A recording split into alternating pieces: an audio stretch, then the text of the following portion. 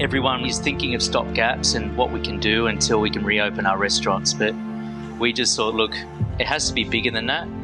This is bigger than that. It's not just about reopening the restaurant. We need to reshape our lives and also reshape what we're doing and what we're offering, because COVID-19 is going to change the way we live, whether we like it or not. This is the Deep in the Weeds podcast. I'm Anthony Huckstep. It takes years for a restaurant to grow into its shell. In one way or another, restaurants are brands, and all brands, big or small, take time to evolve and ensure goodwill and trust. A successful brand, if you get the model right, has the ability to succeed in many different sectors within the food market. But a pandemic can change that in an instant. Mike McEnearney is one of Australia's most loved chefs. He's the owner of Kitchen by Mike, a brand synonymous with elevated everyday eats in comfortable surrounds. Mike, how you going? G'day, Anthony. I'm well. How are you? I'm good, thanks. A lot of people have had incredibly tough times right now, but when it comes to your world, it's been a bit of a perfect storm in the sense of sort of everything that you do and the different things that you do have been impacted quite dramatically. Can you tell us a bit about those early stages of when the pandemic started and what impact it had on the various things you do? Sure. You'd think that I'd be pretty safe, wouldn't you? A place in the airport, a restaurant in the city, and then a creative director position at a farmers market. But it all got wiped. Look, we sort of hit February and we were doing really, really well. But the news was picking up all over the shop about this pandemic. And we were starting to get... We actually had a doctor that came in for dinner one night, and he called me afterwards and said, "Listen, Mike, what's your COVID plan?" And I said, "Well, what do you mean?" He said, "Look, this is going to get really serious really quickly. You really need to start looking at sanitizers, signage, distancing." And this is stuff that we hadn't heard of yet. This is well ahead of the curve. And we're thinking, oh my God, this is really serious. And I really respect this chap. He is ahead of the curve in many ways, in more ways than one. So we started thinking about this, and we started having sanitizer around and signage, and a lot of our customers really didn't know what we were doing. But it still didn't matter how ahead of the curve we were. It happened so quick. I reckon the airport happened first. There was this huge amount of panic with the airport. So that closed really quickly. Then the restaurant in the city turned into a ghost town in a matter of 2 weeks. We had probably one of the best weeks we'd had for a long time in March. Then the second week it halved. And then the third week, we didn't even take enough over the till to pay for the coffee that we'd bought. Like literally, wow. It went so quick.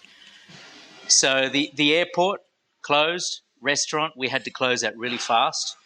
And then the Carriageworks Farmers Market, we tried to hold that on as long as possible, but COVID, it's not just about food, it's about all sectors. And the arts sector, like the hospitality sector, has been heavily, heavily hit and won't recover, I don't think, a lot of parts of the arts sector and hospitality. There's a lot of people that just won't reopen.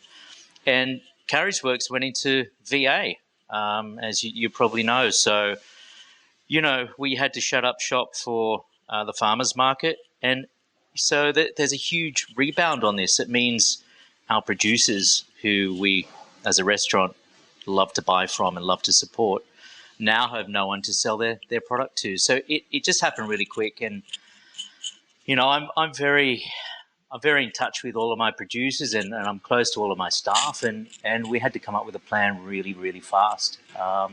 It just took us by surprise. What was the impact in those early days in regards to staff and trade? Did you have to stand a lot of staff down, and how many were there?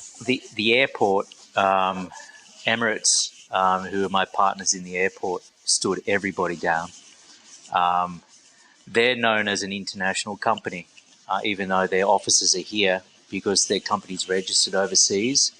No one was supported by the JobKeeper scheme, so they stood everybody down. So all of the staff that have been with us a long time there were straight out of the job. In the city, I didn't stand any of my regular staff down. We tried to keep them on by doing a couple of different initiatives for as long as we possibly could. However, what we found in the end there, with no government support for any of the overseas staff, which all of us have in hospitality, they're the blood and soul of what we do. You know, they're part of hospitality. They bring another angle to what we do, and we couldn't support them either. So I ended up keeping my entire kitchen staff on, my manager, and a couple of casual waiters, and that's really all we could keep on. And we just started thinking, oh, what can we do? And I spent a week literally with my head down thinking, okay, Mike, you've got to really pull this one out of the bag, because you're going to lose everything if you don't, literally. So that's a lot of pressure. Like, how are you feeling personally at this time? And, you know, were there concerns that it's all over?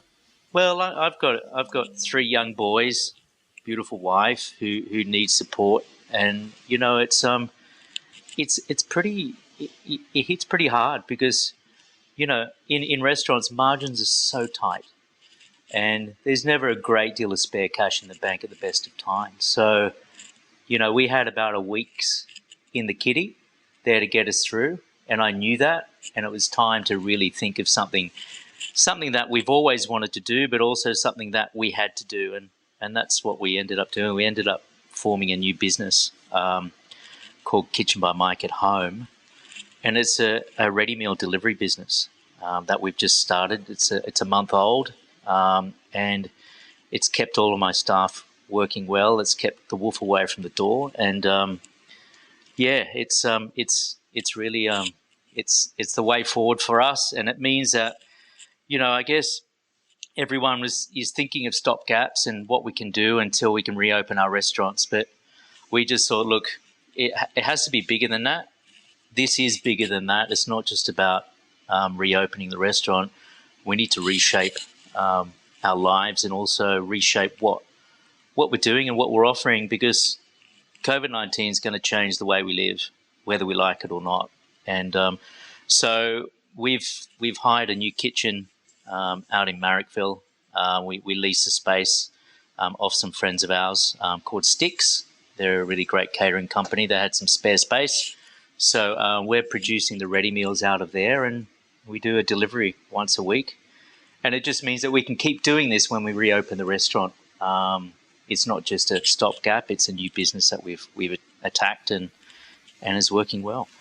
Where does the restaurant stand at the moment? What's the situation? Look, you know, why am I a chef? Why am I in hospitality? It's because I care for people, and I love to see people's faces, and I love to give, and I like to cook, and you know, you can't do that if you don't have an audience. The city is a ghost town. There's no one in the city at the moment. Yeah. And, you know, we'd love to open, but we can't. We'd lose so much money if we opened the door today. It would just be crazy. I was in there yesterday, just doing a stock take and, you know, turning things on and turning things off, keeping the machine sort of ticking over a little bit and making sure there's no leaks or anything. Honestly, I saw maybe a handful of people in our precinct. It's just ridiculous. So we can't afford to open. We'd love to open, but there's no one to cook for. So it worries us. This new Kitchen by Mike model that you have at home, can you tell us a bit more about that, and what's the response been like? Because a lot of people are trying to pivot to different models, but how has the success been of yours? Look, I've always wanted to bring food to people at their homes, because you can't eat out all the time. And I think what we do at Kitchen by Mike is really simple, wholesome food. It lends itself to eating at home.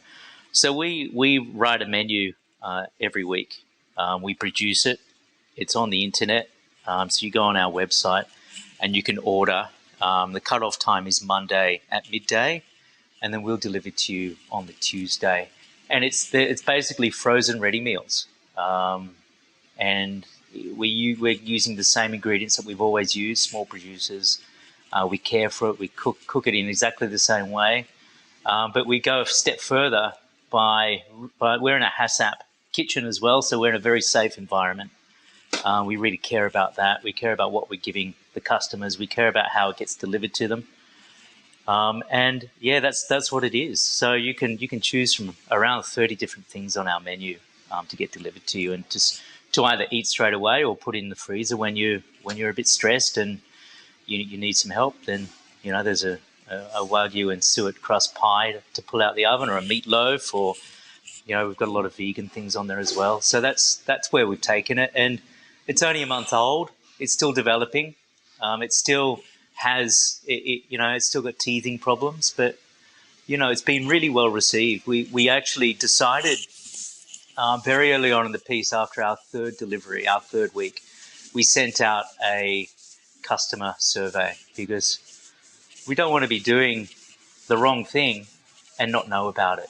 We really wanted to make sure that we're hitting the right points and knowing what we're not doing right. So we sent the survey out, and to be honest with you, we had 96% positive and 4% negative. And we really learned a lot, because the people were really supportive over what they said. And there's a lot of things that we want to work on to give more of an option and to suit more people. A lot of people want kid-friendly food, so we're really working on some of that stuff. Look, I'm a dad. I know kid-friendly food, but my kid-friendly food's a little bit different from somebody else's kid-friendly food. I'd imagine it'd be pretty good. So we're working on that. We're doing some breakfast options. We're supporting as many producers as we can. We've got Carriageworks. We've got 2 Carriageworks Farmers Market produce boxes available. So yeah, we're doing as much as we can, and trying to really hit the nail on the head wherever we possibly can with that.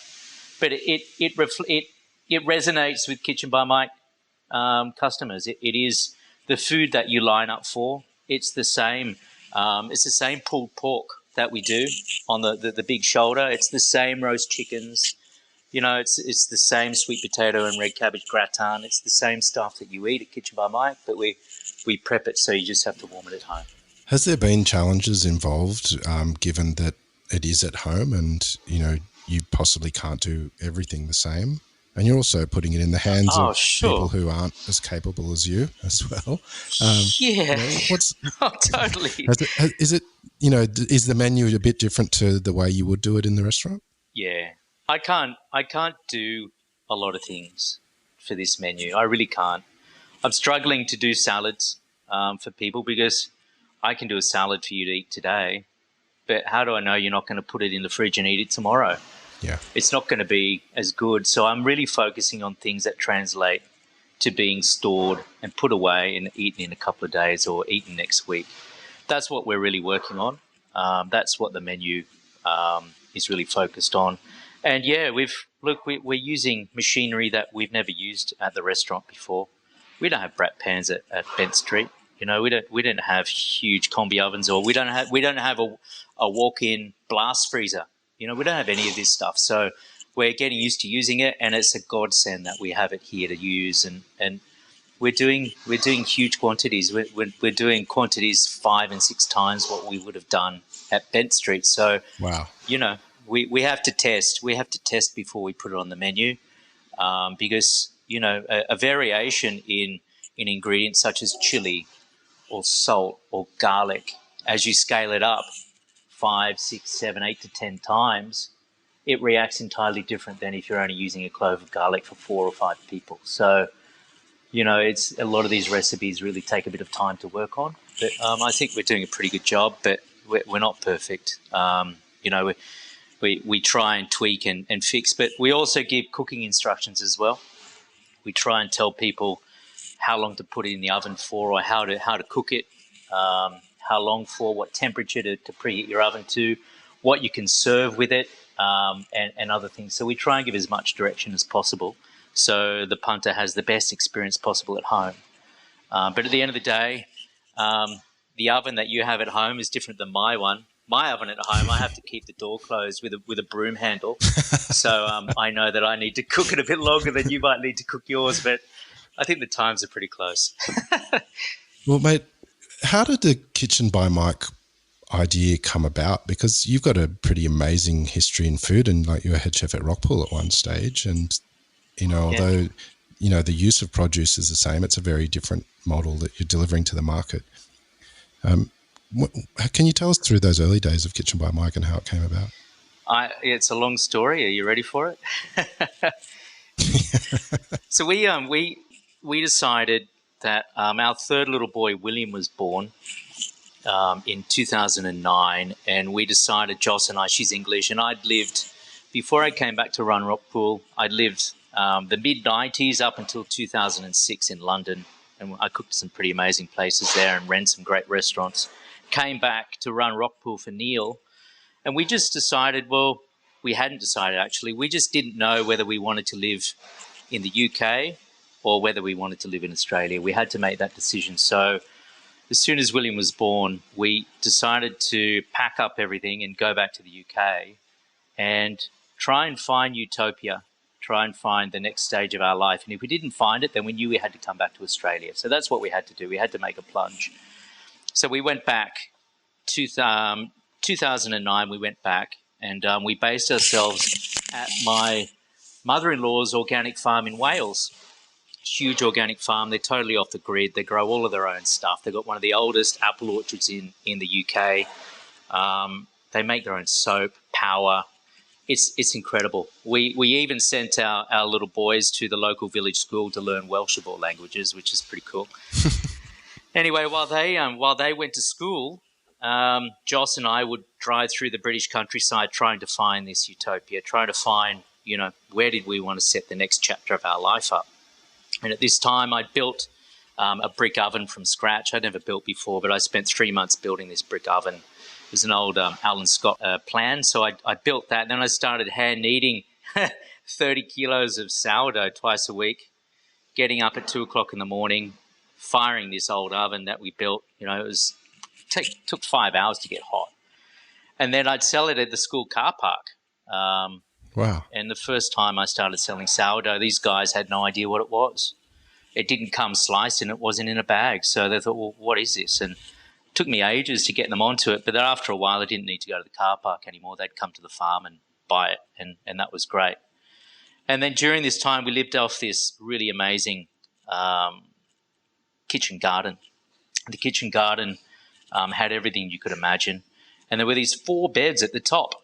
And they were roped off, and I asked my mother-in-law, why aren't we using these beds? And she said, well, I rent those beds out to a white witch in the village. It's a Hippocratic garden. I thought, well, oh my God, these herbs I recognize as being culinary herbs. I see coriander and I can see gooseberries and oregano and things, but she sees them as medicinal herbs making tinctures for people in the village, but I see them to eat. And I thought, wow, this is just amazing. Of course, I know who Hippocrates is, but I had to see it and feel it to actually understand it. So I banked all of that stuff, and to cut a long story short, we never found utopia. What we realized was the chapter of our life was about our kids. So we came back to Australia to live. Where else can you take them to the beach after school every day?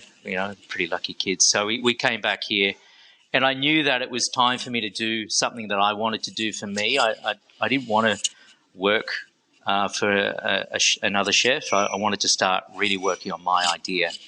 So I thought, well, I love baking. I want to learn how to bake. And I knew Igor and Ludmilla quite well. We used to go to the Belgrave Street bakery a lot. We lived around the corner on Hewlett Street at that time.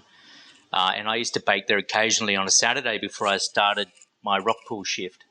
So I knew them. So I asked them, I said, look, can I come and work in your bakery? And they opened their arms to me for, nearly a year I baked with them.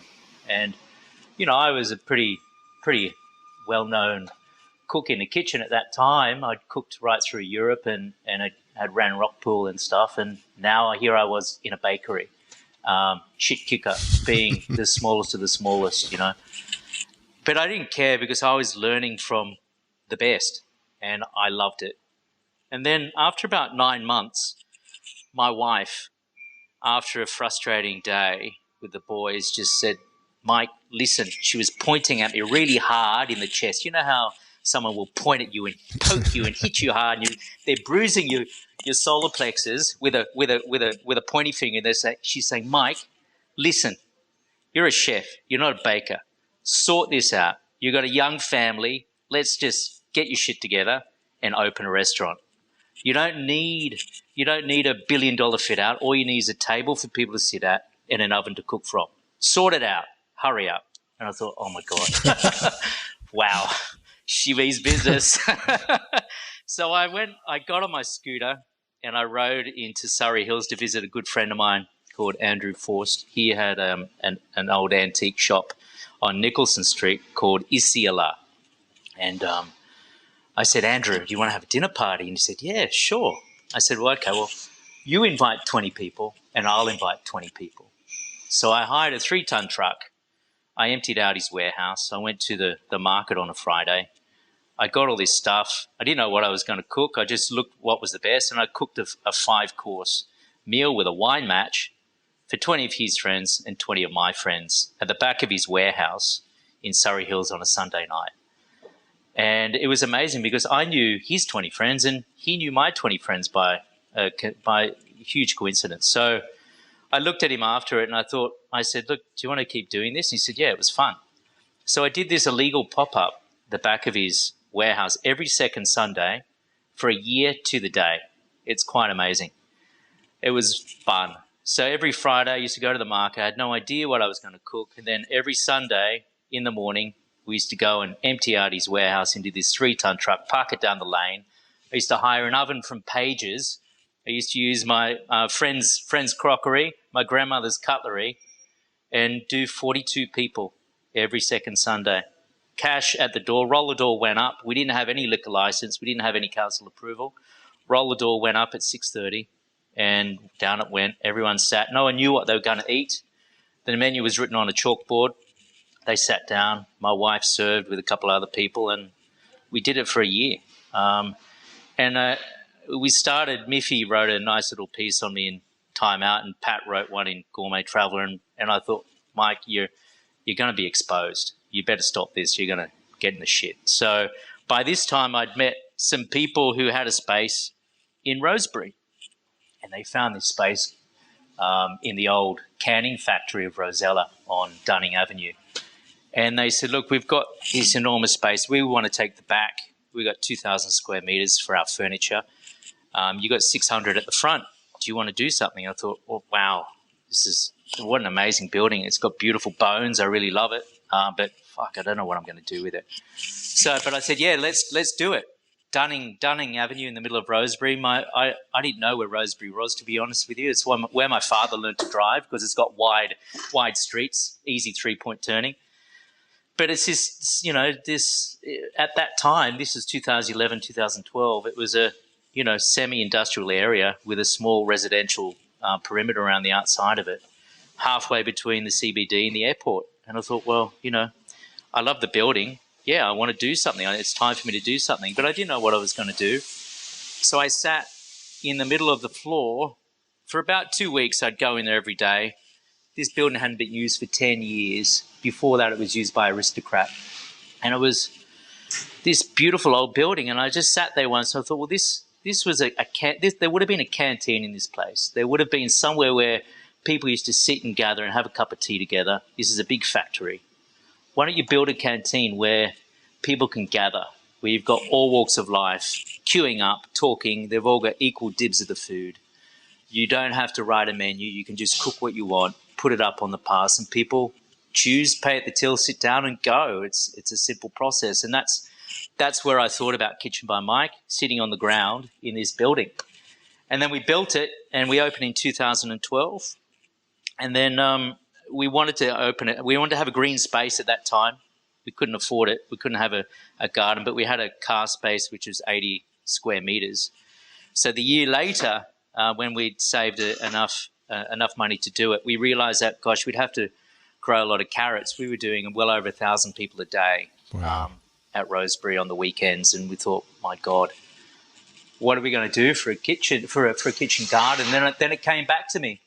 Why don't you do what that woman was doing in Wales? Build a physic garden. So we divided it amongst 5 beds, and I named the beds after 5 parts of the body, which I obviously focus on the gut. I'm a chef. I'm a little bit overweight, but I love food. So I focused on gastroenterology. I focused on ears, nose, and throat, dermatology. So all of the plants in these beds focus on that part of the body. And that was a real learning space for people to walk through and learn about food, because what I wanted people to do was to actually realize that good, wholesome food is doing something for your body. It's not about taking supplements or anything else. It's about understanding that good food is good for you. And that's really how Kitchen by Mike came about. Food for everyone, egalitarian food. Well, and the impact it had was extraordinary. And, you know, we've got some of the best everyday eats on the planet, and Kitchen by Mike really set a standard for that in Sydney. What are your feelings about that model that you have moving forward, given the circumstances? And because you reintroduced Kitchen by Mike in the city, Yeah. you know, how do you feel moving forward, given this experience? Look, it's going to be challenging. I believe in the model. I believe in looking at ways to make food affordable for people. And I think the model will work. We'll need to really focus on our COVID plan. We're going to need to have plenty of sanitizer. We're going to be using gloves, and there'll be plenty of space between people. Look, our health and hygiene policy there is very strong. We follow, a HACCP plan, which, we understand that. But I guess it's all about us making the customer feel safe, that it doesn't matter whether you're in a kitchen or whether I'm serving to you in the past. It's the same, really. It doesn't make any difference at all, because I'm either handling the food with tongs, with gloves on, or someone in the kitchen will be taking a steak out of a pan and putting on a plate for you with tongs. It doesn't really matter. So I'm not afraid of keeping the model. I know that I just need to have a very clear plan to show the customer that they're safe. For the night, we changed our plan last year after sort of October to a better plan at night, where we have a set menu. So that will work in our favour with the new restricted dining space, where you come in and we have a restricted menu, which is a set price, and we will keep that going, because just because we're restricted to the amount of players that we can have in the restaurant, obviously. So I think we'll keep the model as it is. I'm pretty comfortable with it, and the hardest thing I think we're all going to find is, let's face it, Anthony, over the last 10, 15 years, we've been paying $3.50 for a coffee. The price hasn't gone up. And I think there's going to be a time, there's a tipping point, and it's about to happen where customers are going to have to put their hand in their pocket and realize that there's a due price rise in what we do. Because everything is increasing around us. Power, utilities, producers. Look at what we've just come out of. Droughts for the last 3 to 4 years, the worst we've ever seen. Huge bushfires. Now we've got COVID. You're getting people that cannot recover from any of this. It hasn't helped the price of anything. So we've really kept the prices as well as we can, I think, in our industry for as long as we can. But I think there's going to be some changes with pricing, and I think people need to get used to that. And I think that's going to be the struggle. And we're going to have to see where we go with that. What about the other elements of your work? What are Emirates Leisure saying about the return of Kitchen by Mike at the airport? Look, they're really excited by it, but again, it's pretty unclear. No one's willing to put a line down, but everyone is saying international airports aren't going to open for full until next year. I know New Zealand flights, etc., are all on the cards, but let's face it, I don't think anyone is going to be looking to travel. So that's on ice for quite some time. That'll be closed nearly a year by the time we hit to open time next year. It's damaging for Emirates. It's damaging for the airport. It's damaging for me personally. But, we made a few tweaks to that also last year and the year before. It's very interesting. An airport has hotspots. It has times when people are moving through the airport at capacity, and then it has dead times when no one is in the airport. And it's interesting that Kitchen by Mike is really great at doing lunch. That's what people love Kitchen by Mike. They love queuing up, having something quick to eat, and going back to work. But lunchtime at the airport is the slowest time. The busiest time at the airport is breakfast and also moving into sort of earlier dinner time. So we adjusted our offering quite some time ago to sort of deal with those hot times. Breakfast is cooked to order, which Kitchen by Mike has always done, so we hadn't had to change that. But we had to put in a dinner menu at the airport just to deal with the different ebb and flow of customers, and that's worked well. So the airport will reopen. I don't think we'll be doing too many big changes there. Again, they'll be working heavily on their policy of safety, of customer safety. But other than that, yeah, we won't. I don't think we'll see that open until next year. If we see it earlier, then I'll be over the moon. One of the reasons that you're the curator at Carriageworks is your incredible connection with producers and your willingness to use, the best possible produce and really do as little to it as possible to let it shine on the plate. Is there a chance the farmers markets will return in the near future? There are farmers markets that are still in operation now, and I think that's fantastic, and I think it should be like that because let's look at social distancing at the moment in the supermarket. I was at a supermarket the other day, and I noticed people pushing each other out of the way, taking stuff, rubbing shoulders. There's no social distancing. It's all lip service. There are some people that really care, and there are a lot of people that really don't care. They don't really understand. So I think by banning farmers markets, I think it's a false economy, and I'm pleased that many farmers markets are still in operation. Carriageworks Farmers Market is part of the Carriageworks precinct, and the Carriageworks precinct is the biggest multi-arts performance space in Australasia. So, our farmers market had over 80 New South Wales producers on every Saturday of the year. We saw 5,000 people walk through there every Saturday. So it's important that we do get a chance to reopen that, but really it's at the demise of the voluntary administration that it's in at the moment, and really whether there's a benefactor that's willing to take it on, because I know that I'm probably speaking out of hand here, but Carriageworks is heavily funded by the government as an arts institution, and the government didn't fund it this time, so it needs to find private funding. So that's what I hope happens over the next few weeks, and if everything is positive, then I'm sure we'll open the Carriageworks Farmers Market again. But it's a sad loss. It's some really incredible producers through there, and they're all doing a lot of their own thing now as well. I think a lot of people saw it coming, and a lot of people have basically set up their own internet sales of their products. Sydney City Council is allowing some of the producers to park on Wilson Street on a Saturday morning and offload their boxes that are pre-ordered over the internet. So there's no money exchange, but they're able to trade still, and I think that's really great.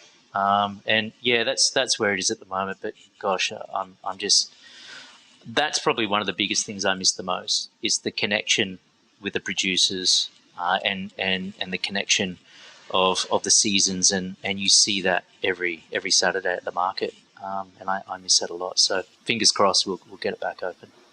What have you learnt through this whole experience?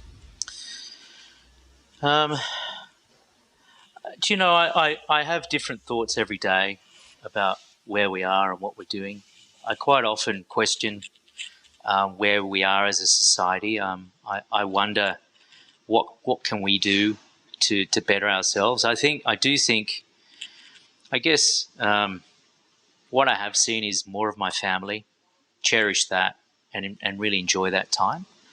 and understand that people are changing rapidly, and it reminds me of the Dead Kennedys album, Give Me Convenience or Give Me Death.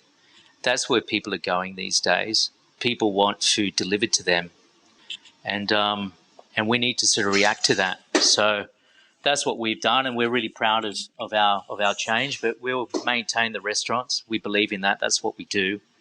I often think, gosh, this COVID virus, is it because the world is really been in a bad way for some time, and it's punishing us? You know, I live near the beach, and when the beaches were closed, the beaches never looked better. Honestly, there was no slick of coconut oil on the top. There was no rubbish. There was just, it's amazing. And I just think the world is recovering very quickly during this time. I hope people understand that you know, we do need to look at where we are and what's happened around us, and try and be positive about it. I think there's been positives and negatives with COVID virus, and I think it's important that we see it with balanced eyes. I don't look at it with just negativity. There is positivity with it as well, and I think we have to react in that way. Now, you love restaurants and being in them and having that interaction with your guests. Oh, you know, when you open up again and you're back in the restaurant, how is that going to feel? You know, I miss it so much. I miss standing at the pass, putting the chicken on your plate, and just having a quick 10-second chat with somebody who I may have seen a day ago in the same line, or a month ago in this same line. You know, I love talking to people. I love meeting people. I love listening to people, and it's just, you know, I'm proud of what my staff do, and yeah, I miss it, and I miss eating at restaurants. You know, it's a really, you know, restaurants are a part of, you know, the social fabric. It's a beautiful thing that we're part of, and I miss that. I think we're very important in society, and I hope that we don't get tipped over by you know, the expensive things, and by people that are expecting the wrong thing. I hope there's mutual respect by customers that are coming back in. But yeah, I miss serving people and being amongst people that love food. That's what I love. Yeah, I'm kind of missing that too, mate. And I could listen to you all day. You're amazing. That story of Mike is extraordinary. Mate, thank you so much for giving us your time today. Good luck with everything. You've had one hell of a ride. But keep in touch and let us know how you go through the year. Thank you for inviting me on, and best of luck for you too. I'm really proud of what you're doing. It's amazing, and good luck to everyone. Lots of love. See you later. This is the Deep in the Weeds podcast. I'm Anthony Huckstep. Stay tuned as we share the stories of Australia's hospo community, suppliers and producers in search of hope during this pandemic. Special thanks to executive producer Rob Locke for making this all happen. Follow us on Instagram at Deep in the Weeds Podcast, or email us at podcast@deepintheweeds.com.au. Stay safe and be well.